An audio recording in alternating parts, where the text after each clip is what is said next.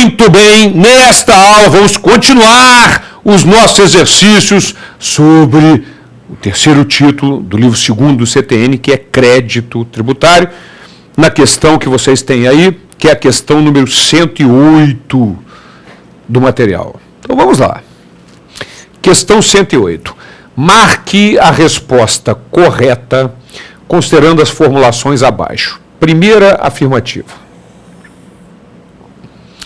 O Código Tributário Nacional veda que lei estadual autorize os órgãos da administração pública estadual direta a aceitar proposta em concorrência pública sem que o proponente faça a prova de quitação de todos os tributos devidos à Fazenda Pública Estadual relativos à atividade em cujo exercício concorre.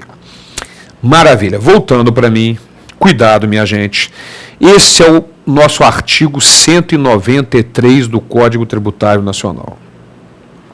Cuidado que uma leitura mais desatenta do artigo pode induzir ao erro. O artigo 193 é de uma flexibilidade imensa e a leitura mais desatenta pode dar a impressão de ser o contrário. O que determina o artigo 193? Salvo se autorizado por lei. Então ele já começa super flexível. Ele vai trazer algumas regras, mas permite que a lei as modifique. Então, salvo se autorizado por lei, nenhum departamento de União, Estado, Distrito ou Município, suas autarquias e fundações, poderão aceitar proposta em concorrência pública ou celebrar contrato com aquela pessoa jurídica, cuidado, que esteja devendo tributo para a fazenda pública interessada, só para a fazenda pública interessada, e tributo relativo ao objeto da licitação. Vamos dar um exemplo. Um prestador de serviço de paisagismo que o município vai contratar. O prestador de serviço, paisagista, ele contribui com o ISS. Quando ele presta serviço, como todo prestador de serviço de paisagismo está previsto na Lei Complementar 116, como fato gerador do ISS. Então, ele vai recolher ISS para o município. Muito bem. Vamos imaginar que este prestador de serviço esteja devendo ISS para outros municípios, que não aquele que ele está oferecendo proposta. Ou esteja devendo outros tributos quaisquer para outras fazendas públicas estadual, municipal. Não há nenhum impedimento no artigo 193 de que ele participe. Ele só não pode estar devendo tributo para a fazenda pública interessada na licitação. E mais, tributo relativo ao objeto da licitação, que é o ISS, nesse caso, da prestação de serviço. Ele pode estar devendo IPTU sem problema nenhum, de acordo com o artigo 193. Certo? Ele pode estar devendo, não tem problema nenhum. Ele pode estar devendo, por exemplo, ISS para outro município, sem problema nenhum. Além disso tudo, além dele só não poder estar devendo tributo relativo ao objeto da licitação e para a fazenda pública interessada, se é o Estado licitando para a compra de uma mercadoria, ele só não pode estar devendo ICMS, que é o Imposto sobre Circulação de Mercadoria, para o Estado que está realizando a licitação. E assim mesmo, o artigo 193 começa com salvo disposição de lei em contrário. Então a lei pode, mesmo estando a empresa devendo, de acordo com o artigo 193 do CTN, autorizar. Muito bem. Mas acontece o seguinte, é importante a gente lembrar que isso é o que está no CTN, mas hoje existe toda uma legislação extravagante e a própria Constituição Federal. A Constituição, do artigo 195, parágrafo 5º, determina que não pode participar de concorrência pública uma empresa que esteja devendo a Previdência. Né? A lei das licitações, Lei 8666, faz exigências diversas, de tal modo que você tem que, a Fazenda Pública tem que ter certidão negativa da Fazenda Pública, o contribuinte que vai oferecer proposta em concorrência pública tem que ter certidão negativa da Fazenda Pública Federal, Estadual, Municipal. Então, cuidado. Se o enunciado, como foi essa questão, referir-se especificamente para o CTN, você tem que marcar de acordo com o artigo 193.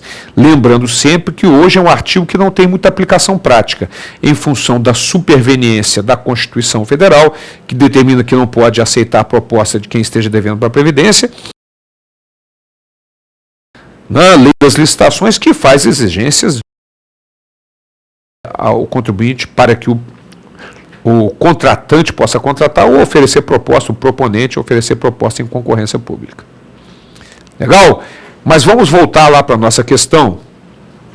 Na primeira afirmativa, o CTN veda que lei estadual autorize os órgãos da administração pública estadual direto a aceitar proposta. Não veda. Muito pelo contrário, o CTN, logo no início do artigo 193, determina que, salvo disposição de lei em contrário, é vedado. Então pode. Cuidado, observe que no enunciado foi colocado o CTN e não a legislação extravagante, a legislação posterior, com a própria Constituição Federal e a Lei das Licitações. Como ele está se referindo ao CTN, de qualquer maneira está errada, porque a lei pode autorizar nos termos do CTN. Maravilha. Então a primeira afirmativa é verdadeira. Vamos ver a segunda afirmativa. Os créditos tributários vencidos e vincendos, exigíveis no decurso do processo de falência, devem ser pagos preferencialmente a quaisquer outros e as dívidas da massa, ressalvados os créditos decorrentes da legislação do trabalho e os protegidos por garantia real. Minha gente, voltando para mim, cuidado, que o artigo 188 do Código Tributário Nacional determina que os créditos tributários exigíveis durante o processo de falência, durante o processo de inventário, durante o processo de falência, durante o processo de arrolamento ou durante o processo de liquidação judicial voluntária, eles têm, vou repetir, de acordo com o artigo 188, os créditos que surgirem durante o decurso do processo de inventário, arrolamento, liquidação judicial voluntária e, no caso de falência, eles têm preferência sobre quaisquer outros, de acordo com o artigo 188 do Código Tributário Nacional. E não há essa ressalva no final da afirmativa. Eles têm preferência sobre quaisquer outros. Cuidado. Aqueles créditos que surgirem durante o processo de inventário, arrolamento, liquidação judicial voluntária. Certo? Estes têm preferência, sim, sobre quaisquer outros. Os anteriores, nos processos de inventário, arrolamento, liquidação judicial voluntária, eles têm preferência sobre os créditos, salvo aqueles decorrentes de acidente de trabalho e o crédito decorrente de trabalho, né? Legislação trabalhista e de acidente de trabalho. Agora, os créditos que surgirem durante o processo, eles têm preferência sobre quaisquer outros, de acordo com o artigo 188 do CTN. Então, voltando para a nossa afirmativa, a segunda afirmativa está errada porque não há essa ressalva de acordo com o artigo 188 do CTN. Muito bem. Na terceira, a cobrança judicial do crédito tributário não está sujeita à habilitação em inventário, exceto se houver herdeiro civilmente incapaz. Ora, minha gente, a cobrança judicial do crédito tributário, de acordo com o artigo 187 do CTN, não está sujeita à habilitação em inventário em qualquer hipótese. Voltando para mim, essa é uma grande garantia do crédito tributário, porque o administrador judicial da empresa em falência ou em recuperação judicial, ou inventariante, no caso do processo de inventário ou arrolamento, eles têm a obrigação de sair procurando a Fazenda Pública para ver se é devido algum tributo, porque a Fazenda Pública não está obrigada à habilitação em processo de inventário, arrolamento, etc. Não está obrigada, nem em processo de falência, nem de liquidação judicial voluntária, não está obrigada. O credor privado tem que se habilitar, senão ele não vai receber nada, mas a Fazenda Pública não. Então é obrigação do administrador judicial, no caso de falência e recuperação judicial, no caso de inventário, do inventariante, ele procurar as fazendas públicas para ver se é devido algum tributo. Legal? Muito bem. Então, voltando para a questão, na terceira afirmativa, a cobrança judicial do crédito tributário não está sujeita à habilitação em inventário, exceto se houver herdeiro civilmente capaz. Errado, não tem esse exceto. Então, minha gente, nós temos como a primeira afirmativa, baixa só um pouquinho, Vitor, para a gente relembrar ali a primeira, obrigado. Na primeira afirmativa, o CTN veda que lei estadual autorize? Não. Pode autorizar. Na segunda, também está errado, e a terceira também está errada, portanto, agora sobe mais um pouquinho, Vitor. Estou incomodando o Vitor. Sobe mais um pouquinho, só para a gente marcar aqui. Letra E, todas falsas. Legal? Maravilha. Voltando para mim, vamos para a questão número 109 agora. Questão sobre crédito tributário. Vamos lá. Preencha as lacunas com as expressões oferecidas entre as 5 opções abaixo. Primeiro, se a lei atribuiu ao contribuinte o dever de prestar declaração de imposto de renda e de efetuar o pagamento sem prévio exame da autoridade, o lançamento é por homologação. Voltando para mim, artigo 150 do Código Tributário Nacional.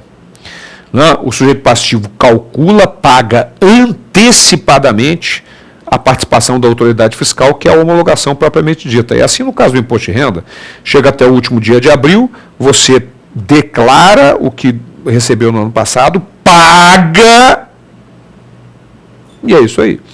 Lançamento por homologação. Ok? Artigo 150 do CTN. Vamos lá. Então, a primeira afirmativa é lançamento por homologação. Na segunda afirmativa, começa aqui. Opa! Volta aí para mim, Vitor, por favor. Fiz uma bobaginha aqui. Na segunda afirmativa, obrigado. Segundo os termos do CTN, na redação vigente a partir de 11 de janeiro de 2002, a lei pode circunscrever a aplicabilidade a determinada região ou determinada classe de categoria de sujeito passivo. Ora, minha gente, na verdade, a lei pode circunscrever a sua aplicabilidade a determinada região ou categoria de sujeito passivo para moratória, expressamente de acordo com o artigo 152, parágrafo único do Código Tributário Nacional. No entanto, o artigo 155-A, parágrafo 2º, determina que aplica-se ao parcelamento subsidiariamente os dispositivos relativos à moratória e, portanto, isso também.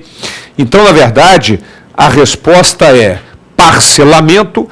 Então, segundo os termos do CTN, na redação vigente a partir de 11 de janeiro de 2002, que criou o parcelamento como hipótese de suspensão, a lei pode circunscrever a aplicabilidade do parcelamento a determinada região ou determinada classe ou categoria de sujeitos passivos.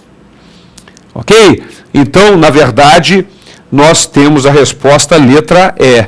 É o lançamento por homologação e o parcelamento a determinada classe ou categoria de sujeito passivo. Sujeito passivo são os responsáveis ou contribuintes. Então, vejam como é interessante que ele não seguiu a literalidade. Ele explorou o examinador o fato do artigo 155-A, parágrafo 2º, determinar que aplica-se a moratória, aplica-se ao parcelamento nos dispositivos relativos à moratória, e na moratória é permitido que seja circunscrito o benefício tanto a determinada região quanto a determinada classe ou categoria de sujeito passivo, e na expressão sujeito passivo, ele substituiu o examinador por responsável ou contribuinte, porque ambos são sujeitos passivos da relação obrigacional tributária, de acordo com o artigo 121, parágrafo único do Código Tributário Nacional. Então, resposta letra E. Homologação, parcelamento, responsáveis e contribuintes. Voltando para mim, então, minha gente, cuidado com esses detalhezinhos, principalmente no que diz respeito ao fato de que o artigo 155-A, parágrafo 2º do CTN, determina que aplica-se ao parcelamento subsidiariamente os dispositivos no Código relativos à moratória, inclusive o fato de poder ser circunscrito tanto a determinada região quanto a determinada classe ou categoria de sujeito passivo. E lembrando sempre que no caso de isenção e anistia, o Código só permite nos artigos 177 e 181 que seja circunscrita a determinada região da entidade tributante. Legal? Fim de papo por essa aula e na próxima aula continuamos os exercícios sobre crédito tributário. Até lá.